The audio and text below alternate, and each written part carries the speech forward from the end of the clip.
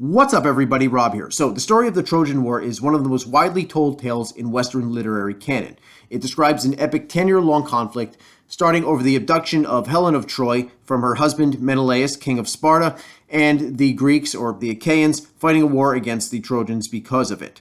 Now, this is described mostly in the poems, the Iliad and the Odyssey, which are some of, if not the oldest works in Western literary canon. And I hope you have read both of the Iliad and the Odyssey. If you haven't, go read them. They're classics. If you haven't read them, I really don't know what to tell you.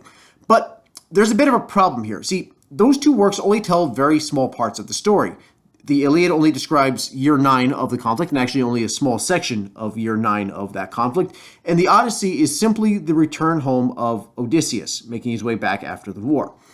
So what about the rest of it? The judgment of Paris that kicked it all off. Achilles and his heel, the Trojan horse, the sack of Troy, and all of the rest of it. Well, these are all found in a collection of poems which later became known as the Trojan cycle or the epic cycle. So here's a very brief look at all of that. So there are some debates as to what works are specifically part of the Trojan cycle, but generally speaking, 8 poems are considered to make it up. In chronological order of the narrative, they are the Kypria, the Iliad, the Aethiopis, the Little Iliad, the Sack of Ilium, the Sack of Troy, the Returns, the Odyssey, and the Telegony. Now, there are some scholars who believe that there are other works that can be included as well, and there are some who consider that some of these works should not be part of it and any combination thereof, but generally speaking, it is these 8 works. Now, these stories are attributed to many writers, although there is, of course, some controversy over this. The Iliad and the Odyssey were, of course, composed by Homer. I'm sure you knew that. But what about the others? Well, the Kypria was probably written by the poet Stesinas, who lived in the 8th century BC. The Aethiopis and the Sack of Troy were written by Arctinus, who is believed to be a student of Homer. The Little Iliad by Lesges in the 7th century BC. The Nostoi, or the Returns, was either by Aegeus or Emellus in 8th century BC. The Telegony by Eugamon in the 6th century BC. There's a lot of controversy over this, however. Now, the basic premise is that Homer wrote his works first, with the others being composed afterwards, though, of course, nobody can really agree on this. And, of course, to complicate matters even further, of all of these works, only the Iliad and the Odyssey are completely in existence. Now, there are snippets surviving from some of the others, but the complete works are lost to the sands of history. However, we do know that these poems, and whoever composed them, were made in what is known as the epic style. Now, this is a specific style, and it doesn't mean epic in our terminology, meaning grand scale, epic, but it's derived from the Greek word epos, E-P-O-S, and this means song. The implication, of course, being that these were, in fact, sung, and that's how you would actually perform them. They would be sung in front of an audience. Now, we know about the Trojan cycle due to compilations made from other poets and writers in later centuries, which gave summaries or made references to it, or one of the constituent books. One of these was the works of Proclus, who made prose summaries, and they were compiled into a single volume known as the Chrestomathy, which is a collection of selected works. That's actually what the word means. But anyway, just look up Proclus Chrestomathy, and there you go. And I'm sorry, by the way, I just want to point out that I absolutely am positive I butchered all the names I just read, but you should really expect that from me right now. So I'm pretty much over-explaining that. You should know I can't pronounce things. In any case, there's, of course, as always, debate over when this happened. As you can imagine, there's a lot of debate here. But this was either in the 2nd or the 5th century AD. We're not exactly sure, but sometime definitely into the time of the Roman Empire. And there is also an outline of the summaries, which was made by Byzantine historian and writer Photius, who was also Patriarch of Constantinople in the 9th century. Okay, are you confused? Good, because everybody else is. Nobody's really sure exactly who made these works, when they were done, what the deal is behind them. There's controversy. Everybody argues with everybody else, so I'm just going to leave it there. Look it up on your own time. In any case, I'm just going to be going over real quick a very short version of what happened in each of these works. And I'm going to be doing so in chronological order. Not in when they were written, but in terms of narrative. Okay? Here we go. So the first one in chronological order of the story was the Kypria. and this details the events before the war. It starts with Zeus and Themis, a female titan whose main task was instructing mortals on laws and maintaining of peace and order. And they were plotting how to start the Trojan War. Zeus was afraid that the world was getting too overpopulated, and he needed to cull the herd, so to speak. This culminates in the arrival of Eris, who is strife, and Eris's arrival at the marriage feast of Peleus, starting a rivalry between the goddesses Aphrodite, Athena, and Hera. And he did this by throwing the apple of discord. It's an apple, it's golden, it looks pretty cool. And it simply inscribed on it were the words, "to the fairest." And, the three goddesses started saying, well, it's obviously for the fairest. Obviously, that belongs to me. And they argue amongst themselves, because, of course, they are. And they eventually allow Paris to judge between the three of them. Each of the three goddesses tried to bribe Paris. And ultimately, Paris chooses Aphrodite, who bribed him with Helen, the wife of King Menelaus of Sparta, the most beautiful woman in the world. Now, of course, Paris then steals away Helen. Menelaus gets very pissed off, and he goes to his brother Agamemnon, king of Mycenae. They assemble former suitors of Helen. Now, there's a little bit of backstory that actually goes further back from here. In previous myths, and this is actually described in other myths and legends, they agreed Helen, being the most beautiful woman in the world, had a lot of suitors, and eventually they argued amongst themselves who would be the husband of Helen. And all the suitors then agreed that they would defend the honor of whomever actually did wed her. So now they were called upon to fulfill their vows. So anyway, the fleet assembles, sets out, and gets scattered and has a number of ventures along the way.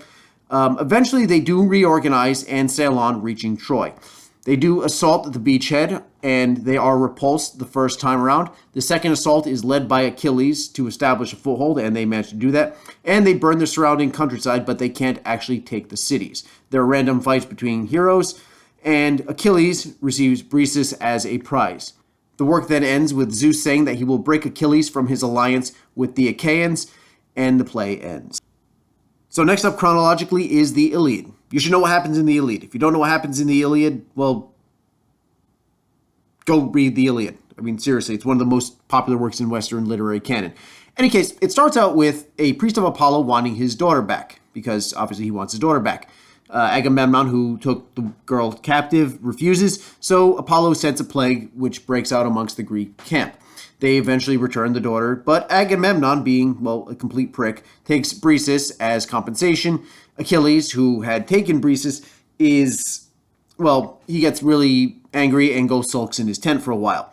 Fighting breaks out and a bunch of duels take place. You have Paris fighting Menelaus. You have Hector being an absolute badass, Ajax being an absolute badass, Diomedes being an absolute badass, stabbing a bunch of gods. A lot of badasseries going on here. Ships are being attacked. It's pretty chaotic. The Trojans launch an assault on the Greek ships, which are pulled up on the beach. And Achilles' friend and or lover, it's pretty ambiguous as to what they're pretty much lovers, but they don't actually state it, but it's very heavily implied. In any case, he gets involved, and he puts on Achilles' armor and leads his men to attack the Trojans, and he gets killed by Hector, Prince of Troy.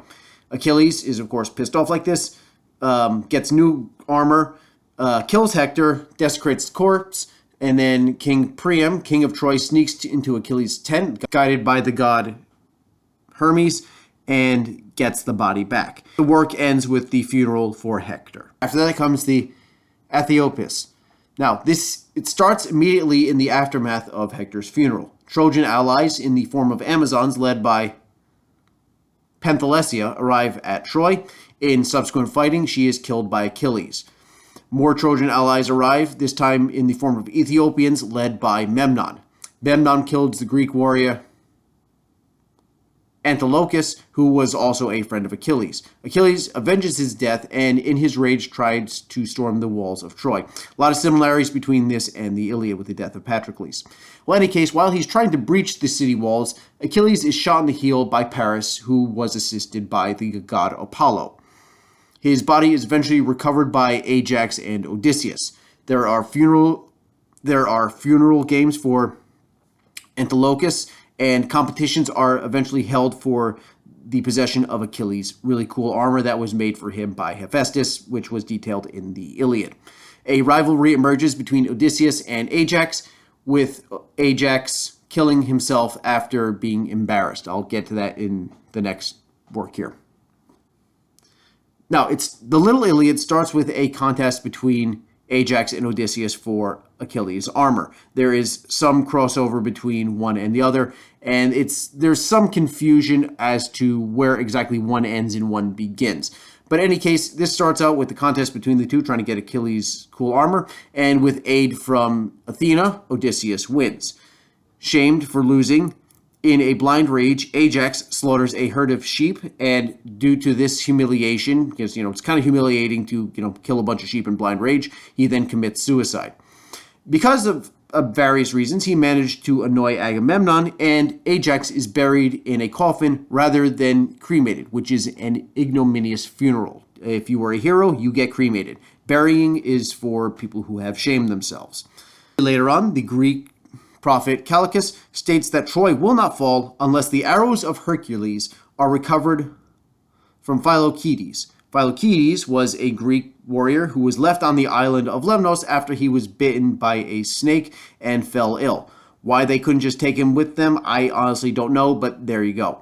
Diomedes and Odysseus go to retrieve him, and he is then healed again. Again, why they didn't just heal him right on the spot, I don't know. They didn't bother to clear it with me. In any case, they all return to Troy. They return to Troy, where Philoctetes fights Paris in single combat and actually kills him. Nobody mourns him because Paris is an a-hole. Lots of other things happen there, which I'm not going to get into. Heroes fight other heroes doing heroic things, such and like. Basically, a lot of stuff. Basically, I want to keep it plot relevant as possible. It is eventually revealed that in order to destroy the protection that Troy has, Odysseus and Diomedes sneak into the city and steal the Palladium, which is a statue of Athena. And basically the idea being that if you remove the statue, Athena won't protect the city anymore, which also makes no sense because Athena is very much on the Greek side, but whatever. It's heroic logic, whatever. I don't get it. The gods are flighty like that. I don't know. While they are dressed as beggars, they sneak into the city and they steal the Palladium. And they are spotted by Helen, but she says nothing while she watches them walk out with this statue. Afterwards, the Trojan horse is built and the best warriors of the Greek army are placed inside, with the Greeks abandoning their camps, and the stage is set for the destruction of the city. Now, there's some dispute over the exact ending. Most of the destruction is actually described in the next book, but there are some fragments which do describe some actions that are taken during the sack itself. But basically, it's more or less ends with the creation of the Trojan horse, the Greeks abandoning their camps, ready for the destruction of the city. Next up is the sack of Troy, or the sack of Ilium.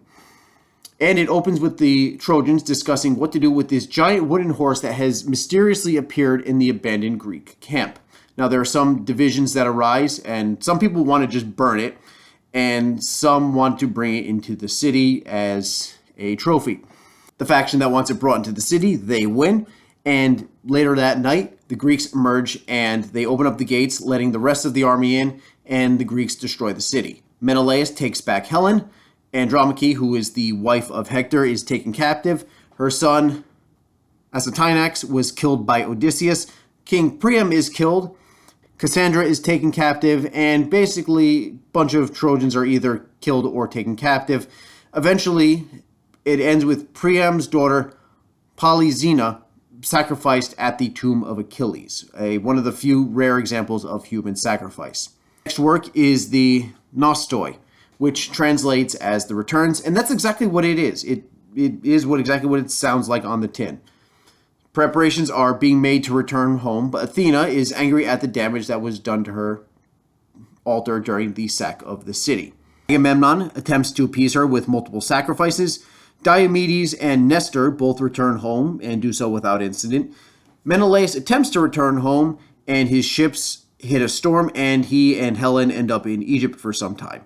Lesser Ajax, not the Ajax that, he's dead obviously, but there's another Ajax, Lesser Ajax, is also caught in a storm and dies after his ship runs aground. Agamemnon does arrive home safely eventually, but is murdered by his wife Clytemnestra and her lover Aegisthus, only to be avenged by his son Orestes. Various other Greek heroes do return home, facing various trials along the way, but these are not really spoken on in any great lengths. Menelaus eventually does return home from Egypt with Helen, and they actually do go off to live happily ever after, surprisingly enough. At the end of this book, the only Greek hero who has not returned is Odysseus, but he gets his own book, which brings us very conveniently to the Odyssey. The Odyssey. You know what happens with the Odyssey. It is Odysseus' return to Ithaca at the end of the war. Lots going on here. It is, in fact, a complete poem. And it starts with Odysseus being held by Calypso. With the aid of the gods, manages to escape. He reaches the land of the Phaeacians, where he recalls his adventures, such as encountering the Lotus Eaters, the Cyclops Polyphemus, Circe, his descent to Hades, dealing with the Sirens, Scylla and Charybdis, and eventually he does come to shore on Ithaca. Meanwhile, his son Telemachus left to seek out news of his father, while Penelope, his wife, was trying her best to stall suitors who were basically breaking down her door trying to marry her, giving up Odysseus for death. Eventually, Odysseus arrives in the main hall, where there is a contest with the bow. Basically, you have to shoot an arrow from Odysseus' bow through a bunch of axe heads, and he's the only one who's actually able to string the thing. He then manages to actually shoot an arrow through the axe heads, and eventually him, along with his son Telemachus, along with a couple of faithful servants, slaughter the suitors. He then reunites with Penelope, and all is well. But, of course, things are not happily ever after for Odysseus, and that brings us to the final work, the Telegony. And it's a follow-up story of the Odyssey, and it starts with the burial of the suitors, again, burying them and not burning them, meaning that these were very ignominious individuals, and sacrifices are made to nymphs. Odysseus then travels to the land of Thesprotia and weds Queen Calydike. They eventually have a son together named Polypotes, and Odysseus then leads the Thesprotian army against the neighboring kingdom of Brygoi, and during the battle, Ares shows up and absolutely wrecks Odysseus' forces until Athena intervenes, and the two gods go on fighting each other until Apollo shows up and breaks them up. Calydike, however, is killed in the fighting, leaving Polypotes as the king. Odysseus then leaves and returns to Ithaca. Now, while this is all going on, it's revealed that Circe, whom Odysseus spent time on her island, has a son by Odysseus named Telegonus. Telegonus goes on a journey and hits a storm and is shipwrecked on Ithaca. He then commits an act of robbery trying to steal Ithacan cattle. Odysseus, seeing this, confronts this individual, and the two fight, not knowing that they are father and son. Eventually, Odysseus is slain by his son, but before he actually passes, the two then recognize each other, and then, of course, Odysseus dies. Bit of dramatic irony there. Telegonus then takes the body, Penelope, and Telemachus to Circe's island, where Odysseus would be buried. Telegonus would marry Penelope, and Telemachus would marry Circe, thus ending the Trojan cycle. So that is it for this video. I just thought it would be interesting and entertaining just to bring up, what happened during the Trojan War and basically how do we know about it beyond the Iliad and the Odyssey. I'm sorry for butchering all of the names, but, it is what it is. You can kind of come to expect that sort of thing from me. In any case, that is it. Please hit the like and subscribe button. More videos will be coming out whenever I get around to it. Have a good day. Or don't have a good day. You're an adult. Have any kind of day you want. See you later.